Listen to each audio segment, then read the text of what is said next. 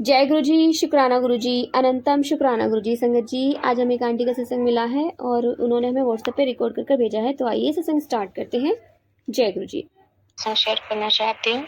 सत्संग शेयर करने में मुझसे कोई गलती या भूल हो जाए तो गुरु जी, संगत जी प्लीज क्षमा कीजिएगा और अपने ब्लेसिंग्स पूरे संगत परिवार की बनाए रखिएगा। जो अंकल आंटी जी हमारा सत्संग शेयर करते हैं, उन पर भी अपनी ढेर सारी ब्लेसिंग बनाए रखिएगा, उनके परिवार को ढेर सारी ब्लेसिंग्स बनाइएगा। संगत जी, मेरे हस्बैंड को लेकर काफी सारे सत्संग मैंने शेयर किए हुए हैं, जिसमें मैंने बताया कि शादी हुई थी तब सब कुछ ठीक था, ये ड्यूटी भी करते थे, जॉब भी करते थे। इन्होंने डिप्लोमा किया हुआ था, तो उसमें ये एनिमेशन के काम में ये जॉब करते थे। उसके बाद मैं एक साल के करीब सब कुछ ठीक रहा। उसके बाद जो है इन्होंने मेरे को चीट करना भी शुरू किया, लेकिन उस चीज का पता मुझे 2-4 महीने पहले ही चला है। और इनकी तबीयत इतनी ज्यादा खराब हुई कि कुछ कह नहीं सकते थे। इतने सारे डॉक्टर्स बदले, सिटी स्कैन, एमआरआई, हर चीज कराई, लेकिन किसी में कुछ भी नहीं आता था। बस इनके सीने पे जो है वो पौड़ी के पास में दर्द रहता था। न जाने कितने वैद्यों को दिखाया, बहुत सारे तांत्रिक बाबाओं सबके पास गए, और हालत इतनी कंडीशन खराब थी कि इनको एक जना पकड़ता था पीछे से, और ये एक आगे से बैठ के, मतलब उनको सहारा देके जब कुछ खिलाते थे, सारा दिन ये आंखें ही नहीं खोलते थे, पड़े रहते थे। कंडीशन ये थी कि ये इतना डर बैठ गया था कि कभी भी कुछ भी हो सकता था। मेरी एक बेटी थी और मैं उस टाइम 8 महीने की प्रेग्नेंट थी। मेरी दूसरी बेटी जो मेरे पेट में थी उस टाइम, तो इतना बुरा टाइम देखा। उसके बाद में माता रानी की कृपा से, आशीर्वाद से, माता रानी ने मेरी सुहाग की रक्षा की। इसके लिए आपको बहुत बहुत धन्यवाद माँ। सबने बताया कि आपके पितृ रूठे हुए हैं और किसी ने कुछ कराया भी है, तो फिर बहुत सारे तांत्रिकों को दिखाया, लेकिन कुछ फायदा नहीं हो रहा था। फिर उसके बाद में एक तांत्रिकों को और दिखाया, तो वहाँ वो मोमडन थे, लेकिन वहां जाने के बाद करीबन बहुत बार हम वहां पे गए, 10 से 15 बार करीबन गए वहां पे। फिर उनको वहां से आराम लगना शुरू हुआ। उन्होंने हमारे पितरों को बोला, आपके पितरों को एक जगह बिठाया, जो भी उन्होंने किया वो किया, लेकिन पूरी तरह से वो वहां से भी ठीक नहीं हुए। फिर बाबा नीम करौली जी ने इनको अपने आश्रम बुलाया, वहां इनको ब्लेस किया। उसके बाद से इनका दर्द अब उनकी कृपा से नहीं होता है। उसके लिए अनंतम अनंतम शुक्राना बाबा नीम करौली जी, माता रानी, कुल देवी माँ, देवता महाराज, आपको बहुत बहुत धन्यवाद। और अब तब वो सब ठीक हुआ, तो उसके बाद में फिर उन लोगों ने जो ब्लैक मैजिक जब इनके ऊपर नहीं हुआ कामयाब, तो उन्होंने मुझ पे कराया। उसके बाद पिछली दिवाली पे मैंने खुद को मारने की कोशिश की, मैंने जहर पी लिया था, तब वो मैं पता नहीं कैसे बच गई। तो उसके बाद मैं रो रही थी बड़ी बड़ी। मेरे हस्बैंड भी मेरे साथ नहीं गए थे कि क्या खाया, क्यों खाया, वो नहीं गए। मेरे जेठ जेठानी मुझे लेके गए थे, मेरी सास भी मुझसे नहीं बात कर रही थी, और मैं नहीं जानती थी कि मेरे साथ क्या हुआ है, मैंने ये क्यों किया है। बट गुस्सा इतना चढ़ा था कि छोटी सी कोई झगड़ा हुआ था मेरे सास के और मेरे बीच में। झगड़ा भी नहीं हुआ था, एक नॉर्मल बात हुई थी कि आप ये सामान रख दो। उन्होंने बोला मैं नहीं रखूंगी, कुछ जो करना कर, मैं कोई काम से हाथ नहीं लगाऊंगी, उन्होंने इस तरह से बोला। और मैं सुबह से काम में लगी हुई थी, और मेरे हस्बैंड भी मुझसे ठीक से बिहेव नहीं करते थे, उल्टा ही बोलते थे तू ही गलत है, मेरी माँ ठीक है, ये वो। तो कहीं ना कहीं ये चीजें भी मेरे दिमाग में बैठी हुई थी। तो उस टाइम इतना अमावस थी, दिवाली थी, दिवाली की सुबह में ये सब मैंने जब मेरी सास ने ऐसे बोला तो मेरे हस्बैंड भी आए। उस टाइम क्या हुआ, तो वो भी मुझसे बहुत झगड़ा करने लग गए, और नीचे मेरे जो जेठ जेठानी थे वो सुन रहे थे। मैंने कहा आप तो दूसरों के यहाँ जाके करती, मैं हूँ आपका, और दूसरों के यहाँ जाके आप सारा काम भी करवा देती हो, लेकिन मैं तो बस आपसे छोटी सी नॉर्मल चीज बोली है कि पूजा का सामान आप रख दो, मैं घर का काम देख रही हूँ। सो ऐसे बच्चे भी परेशान कर रहे हैं, तो ऐसे करके उन्होंने बोला, तो मैंने वो यहाँ से चले गई मेरे हस्बैंड घर से उस टाइम पिछली दिवाली पे, और तो मैंने ये सब कर लिया। और फिर जब मैं बच गई, उसके बाद गुरु जी के मैसेज आना शुरू हुए। शायद उस दिन 7 तारीख थी, मुझे कंफर्म याद नहीं है, लेकिन हाँ दिवाली के तो 2-4 दिन बाद ही गुरु जी का मैसेज पहली बार आया। तो और वो सारे जितने भी मैसेज टेलीपैथी के जरिए आ रहे थे, वो सब मेरी सिचुएशन से रिलेट कर रहे थे, मेरी जिंदगी से। ऐसे लग रहा था कि मेरी जिंदगी की कहानी इसमें चल रही है। और मैं लगातार यही पूछ रही कि आप हैं कौन, आपको सब कुछ कैसे पता है। और उस टाइम में पूरी मेरी बॉडी पर स्वेलिंग आई हुई थी, पेट पे बहुत ज्यादा, तो उससे भी रिलेटेड सत्संग आ रहे थे। ये बोला था कि तेरे ऊपर किसी ने मारण क्रिया की है, और वो जब गुरुजी ने मुझे मेरा हाथ पकड़ा और मुझे उस दर्द से बाहर निकाला, उसके बाद मैं अपने मायके चली गई। वहाँ भी मैंने मम्मी और अपनी सिस्टर को बताया गुरुजी के बारे में, वो भी उनकी संगत बन गई। मेरी मौसी जी की बेटी, वो भी उनकी संगत बन गई। सभी गुरुजी को मानते हैं। मेरी ससुराल में सिर्फ मैं ही गुरु से जुड़ी हुई हूँ। गुरुजी ने मुझे जोड़ा खुद से। वो चीज़ उनके असर नहीं हुई कि मेरे हस्बैंड पे मारन किया कि वो विफल रही, उसके बाद मुझ पे मारन किया कि मेरे बच्चों पे मारन किया कि घर में बहुत ज़्यादा नेगेटिविटी फैलाई। आए दिन अभी मुझे लाल धागे, कभी कुछ, कोई ना कोई चीज़ें, कभी खून के छींटे, कुछ ना कुछ आए दिन देखने को मिलता है घर में। कभी कोई बताशे लग जाता है लगातार घर, वो भी 3-3 बताशे लगातार 7-8 दिन लगातार मुझे मिले। नहीं जानती कौन कर रहा है, लेकिन गुरुजी तो सब जानते हैं। उसके बाद में और वो धीरे-धीरे साथ के साथ बैकफायर भी हो जाता है और मुझे पता भी चल जाता है कि कौन कर रहा है।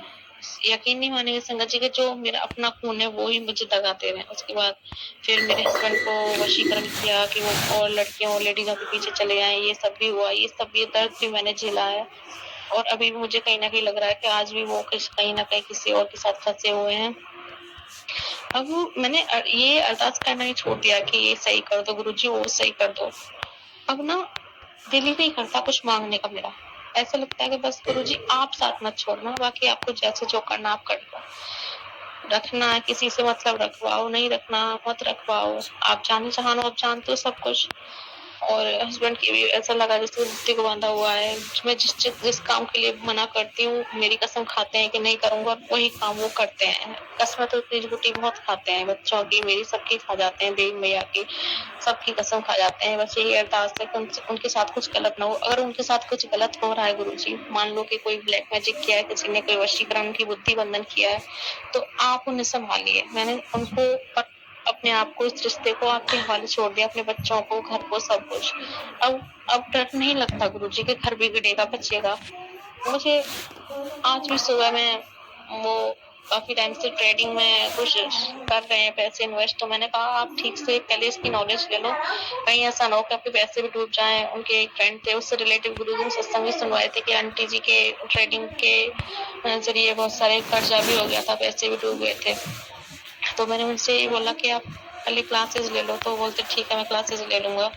एक दिन वो गए, दूसरे दिन ऐसा ही करते हैं। एक दिन वो क्लास की बोल के जाते हैं, मैं नहीं जानती वो क्लास कोई जाते हैं, कहीं और जाते हैं, कुछ पता नहीं, कोई कुछ नहीं बताते और पता नहीं किससे मिलने जाते हैं, क्लास में नहीं जाते हैं। तो एक दिन गए, फिर वो आ गए। उसके बाद दूसरे दिन मैंने कहा आज नींद नहीं है क्या? तो मैंने सुबह उठाया उनको, तैयार हो गए अच्छे से और रात को ही मैंने उनको बात करते सुना था अपनी फ्रेंड से कि मैं क्लास नहीं लेना चाहता और मैं यूट्यूब वीडियो देख के क्या कुछ हो सकता है, अगर हो सकता है तो मैं यहीं से क्लास ले लूँगा, थोड़ा बहुत नॉलेज मुझे इसके बारे में है। तो उन्होंने क्या है कि वो सामने से तो उन्होंने बोला नहीं कि मैं कोचिंग नहीं करना चाहता हूँ अब।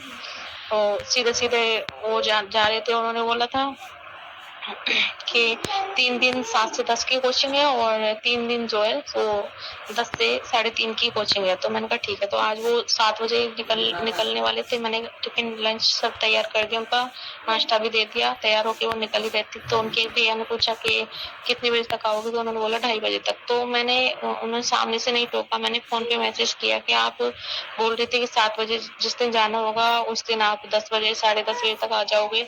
तो फिर आप 2:30 बजे का क्यों बोल रहे हो, इतना टाइम क्यों? तो इसी बात को, एक छोटी-सी बात को लेकर वो ऊपर आए, मेरी सास के सामने ही मेरे से उन्हें बहुत तेज़ आवाज़ में चिल्लाए मुझ पे। मैंने कहा मैंने क्या गलत बोला? आप देख लो मैसेज में, मैंने ये सिर्फ यही बोला कि आप 10 बजे आने वाले थे, 2:30 बजे क्यों आओगे? कहीं कुछ और काम है? बस यही जानना चाहती थी। तो उन्होंने मुझे गालियाँ देना शुरू कर दी। मेरे हस्बैंड ऐसे थे कि ना तो कभी मुझसे बदतमीज़ी से बात करते थे, ना ही कोई, अब मैं क्या ही बताऊँ संगत जी। पिछली बार उन्होंने मुझ पे हाथ छोड़ा, उन्होंने मुझ पे हाथ उठाया। मैंने इस चीज़ को लेके ऑब्जेक्शन किया था कि आप जब आप कहीं तीर्थ स्थान पे जा रहे हो तो आपको अपनी फैमिली के साथ जाना चाहिए, ना कि गाँव की लड़कियों या अपने दोस्तों के साथ। तो इस चीज़ को लेके मैंने उनसे बोला 1-2 चीज़ें कि आप उनके साथ क्यों गए थे? लड़कियों के साथ आप फ़ोटो खिंचा रहे हो और ये भी नहीं कि आप खिंचा रहे हो तो मुझे तो दिखाना चाहिए कि हाँ, भई ये लोग गए। ऊपर से मुझसे झूठ बोल रहे हो कि मैं सिर्फ़ अपने दोस्त के साथ हूँ, मेरे साथ और कोई नहीं, जबकि 2 लड़कियाँ और उनके दोस्त और उनके साथ में 2 लड़कियाँ गाँव की ही और थी। तो इस चीज़ का मैं क्या मतलब निकालूँ?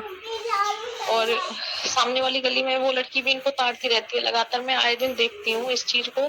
और जिस दिन से मैंने उनसे बोला है कि ये लड़की आपको क्यों देखती है, उस दिन से उसने देखना कम कर दिया है, बंद कर दिया। तो इस चीज़ का मैं क्या मतलब निकालूँ?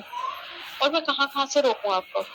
तो गुरु जी के ऊपर छोड़ा। ये शादी भी मेरी मर्जी से नहीं हुई थी, मैंने माता रानी के ऊपर छोड़ा था। माँ, आपको अगर लगता है ये रिश्ता सही है, सब कुछ सही है, तो आप प्लीज आपके ऊपर छोड़ा, जो मेरे सही हो आप वो कीजिए।